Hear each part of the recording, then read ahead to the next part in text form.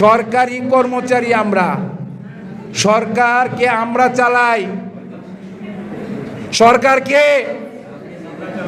সরকার আমরা যদি প্রত্যেকটা সরকারি প্রতিষ্ঠান, স্বায়ত্তশাসিত প্রতিষ্ঠান বন্ধ করে দেই, তাহলে কি সরকার চলতে পারবে? আগামী জুনের বাজেটে মহার্ঘ ভাতার বৈষম্য নিরসন করে একটি মহার্ঘ ভাতা ঘোষণা করবেন, সেই আশায় আমরা রইলাম।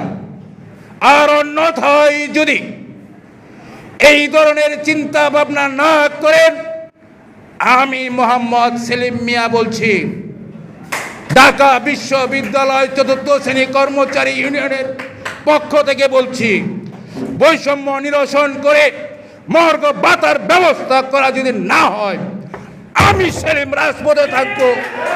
জেল খাটতে হয় জেল খাটবো, মৃত্যুবরণ করতে হলে মৃত্যুবরণ করব।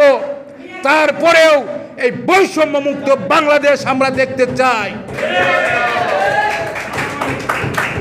গরিব মেহনতি মানুষের শ্রমের বিনিময়ে বাংলাদেশ, এই বাংলাদেশ কারো বাপের নয়, কারো বাপ দাদার বাংলাদেশ নয়। আজকে আপনি সরকার গঠন করবেন, আজকে আপনি সরকারে থাকবেন, লুটপাট করবেন, সেই নজির আমরা দেখে আসছি। সোনার বাংলাদেশ গড়া যাবে যদি সোনার মানুষ হয়। দুর্নীতি যদি একটি চেয়ার যদি দুর্নীতি না করে এই বাংলাদেশে দুর্নীতি নামের কোনো শব্দ থাকবে না।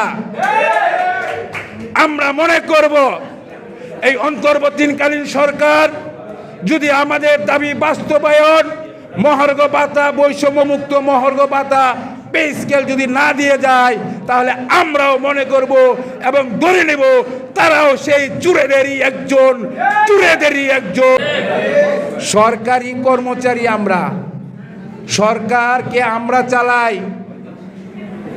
সরকার আমরা, সরকার যদি প্রত্যেকটা সরকারি প্রতিষ্ঠান, স্বায়ত্তশাসিত প্রতিষ্ঠান বন্ধ করে দেই, তাহলে কি সরকার চলতে পারবে? আর আমাদের দাবি, আমি এখানে দাঁড়িয়ে বলছি, একশো% সেলিম রাজপথে থাকবো। জেল খাটতে হয় জেল খাটবো, মৃত্যুবরণ করতে হলে মৃত্যুবরণ করব। তারপরেও এই বৈষম্য মুক্ত বাংলাদেশ আমরা দেখতে চাই। আমরা যদি প্রত্যেকটা সরকারি প্রতিষ্ঠান, স্বায়ত্তশাসিত প্রতিষ্ঠান বন্ধ করে দেই, তাহলে কি সরকার চলতে পারবে? আর আমাদের দাবি, আমি এখানে দাঁড়িয়ে বলছি, 100%-এরও বেশি যৌক্তিক দাবি। এই যৌক্তিক দাবির জন্য যে কোনো পরিস্থিতিতে, যে কোনো মোকাবেলায় আমরা মোকাবেলা করব। সবাই রাজি আছে তো ইনশাল্লাহ? ফেডারেশন যখন ডাক দিবে, যেখানে ডাক দিবে, যেই অবস্থায় থাকবেন আপনারা সেখানে হাজির হবেন।